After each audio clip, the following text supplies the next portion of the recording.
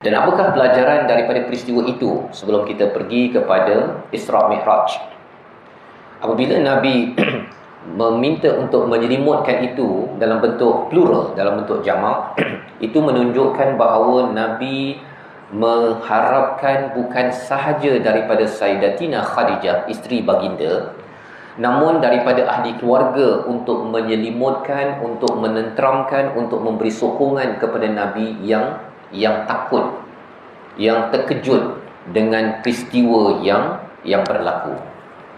Maka di situ kita belajar bahawa sokongan keluarga, family support adalah satu perkara yang Nabi amat iktiraf ketika balik daripada Gua Hira tersebut. Kalau kosong daripada Tuhan, dia akan diisi dengan apa, tuan-tuan? Dengan hantu. Dia akan penuh dengan, dia kata anak dia tak sayang dia kata orang tak sayang. Kemudian dia mula ada halusinasi. Itu belum lagi bila memang ada makhluk-makhluk lain yang cuba untuk mengganggu. Ya.